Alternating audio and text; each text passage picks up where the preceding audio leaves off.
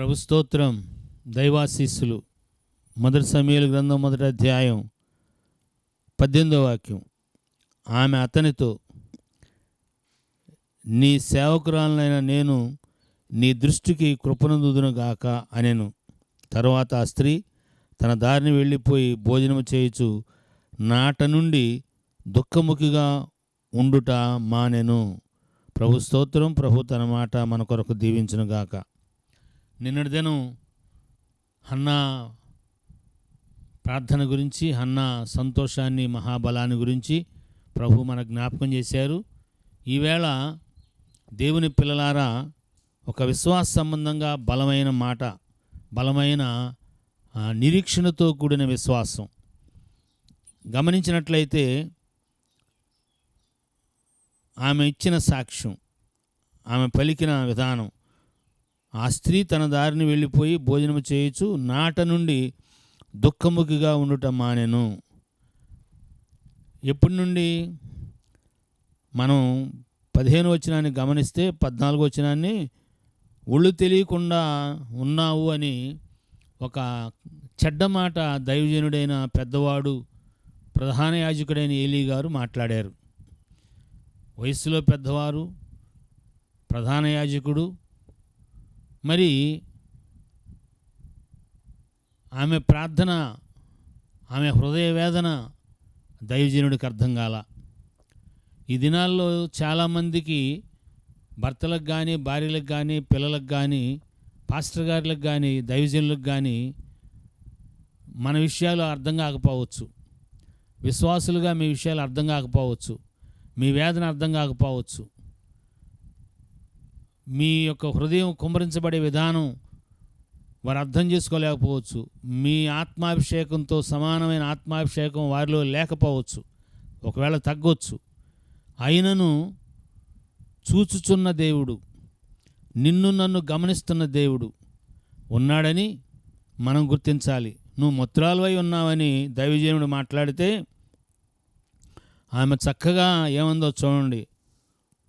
నా ఏలినవాడా, దైవజనుడా, నేను మనోదుఖము గలదానై ఉన్నాను, మద్యాన్ని పానం చేయలేదయ్యా, నా ఆత్మను యెహోవా సన్నిధిని కుమ్మరించుచున్నాను.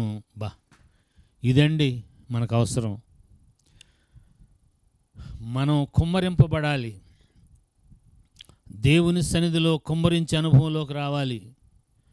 నేను, మీరు, సర్వలోకమున పరిశుద్ధులు హృదయాన్ని యెహోవా సన్నిధిలో కుమ్మరించే అనుభవంలోకి వస్తే చీకటి అంధకార కార్యాలు, చీకటి ప్రభావమైన బలమైన కార్యాలు ఇట్టే జయించగలుగుతాం. మనలో, మన కుటుంబాల్లో ఉన్న కార్యాలు కూడా ఇట్టే జయించగలుగుతాం. ఇది పెద్ద విశేషమైన పని కాదు. అయితే యెహోవా సన్నిధిలో నా ఆత్మను కుమ్మరించుకొనుచున్నాననే మాట ఉందో చూశారు. ఆ అనుభవం మనకు రావాలి. ఆ వేదన మనకు రావాలి.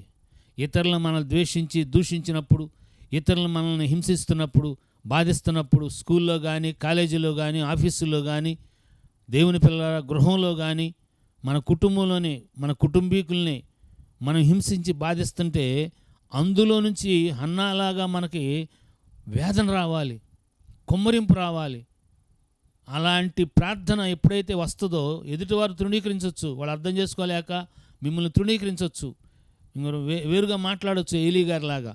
అయితే ఆమె చక్కటి సమాధానం చెబుతుంది. అహేనువాడా, దైవజనుడా, నేను మనోదుఖం గలదాన్నై ఉన్నాను, నా ఆత్మను యెహోవా సన్నిధిలో కుమ్మరించుకొనుచున్నాను, నీ సేవకురాలనై నన్ను చెడ్డదానికి ఎంచుకోవద్దయ్యా అని చెప్తూ, ఎప్పుడైతే ఈ మాటలన్నీ పలుకుతూ ఉందో ఏలీ గారిలో వెంటనే పశ్చాత్తాపం వచ్చేసింది. ఏలీ గారికి ఆత్మదేవుడు గ్రహింపించాడు. 17వ వచనంలో, నీవు క్షేమముగా వెళ్ళుము, ఇశ్రాయేలీయుల దేవునితో నీవు చేసుకొనిన విన్నపము, స్తోత్రం, మనవినే ఆయన నీకు దయచేయును. హల్లెలూయా. దైవజనుడు బలహీనుడే, అర్థం చేసుకోలేకపోయాడు, పడిపోయిన స్థితిలో ఉన్నాడు, కళ్ళు కనపడతలా, బిడ్డను అర్థం చేసుకోలేకపోయాడు, తొందరపడి తూలి మాట్లాడాడు, మాట్లాడనకూడని మాట మాట్లాడాడు. కానీ విశ్వాసిగా ఉన్న హన్నా హృదయములో నుంచి వచ్చిన మాట తేనె వంటి జుంటి తేనె దారం వంటి ఆత్మదేవుని యొక్క వాక్కు ఆ బిడ్డలో నుంచి పలకటం ఏలీ గారి చెవుల్లో కాదు, హృదయంలోకి వెళ్ళింది. ఏలీ గారు అంటున్నాడు, ఇశ్రాయేలీల దేవుడైన యెహోవా సన్నిధిలో నీవు చేసి కొనిన మనవి ఆయన నీకు దయచేయునుగాక. స్తోత్రం. దేవుడు హన్నాతో మాట్లాడలా, నేను నీకు పిల్లనిస్తాను నీకు వెళ్ళిపోను అనలా. ఆయన ఆదరించలా. ఏలీ గారిలో నుంచి మాట్లాడాడు. ఏలీ గారు ఏమైతే చెప్పాడో ఆ మాట నమ్మింది, బయలుదేరింది. ఆ రోజు నుంచి దుఃఖముఖంగా ఉండటం మానేసింది, భోజనం చేయకుండా ఉండటం మానేసింది, సంతోషంగా ఉండటం.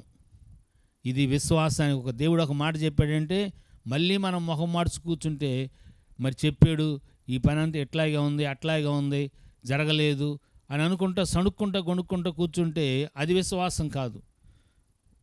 ఏలీ గారు ఏమైతే చెప్పాడో, ఇశ్రాయేలు దేవుడు యెహోవా నీవు చేసిన మన నీకు తప్పక దయచేస్తాడనే మాట నమ్మింది. ఆనాట నుండి దుఃఖపట్టం కానీ, వేదన పట్టం కానీ, సణుక్కోవటం కానీ, తిండి తినకుండా ఉండటం కానీ ఏం లేదు. సంతోషంగా. ఎంత విశ్వాసం చూడండి, ఎంత విశ్వాసం చూడండి.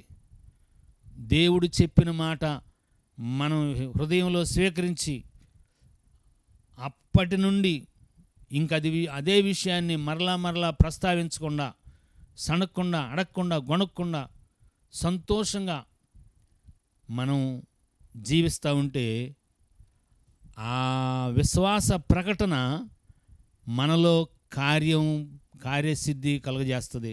కార్యం ప్రారంభమైపోయింది. అప్పటి నుంచి ఆమె గర్భంలో మార్పు రావటం మొదలైంది. సంవత్సరం వచ్చే నాటికి దేవుడు చెప్పినట్టుగా మగబిడ్డను దేవుడిచ్చాడు. దేవుని నామానికి మహిమ కలుగునుగాక. అలాగున ఆత్మదేవుని చేత మనం బలపరచబడి ఫలించే వారంగాను, ఫలము నిలిచి ఉండే వారంగాను ఉందుముగాక. Thank you and God bless you.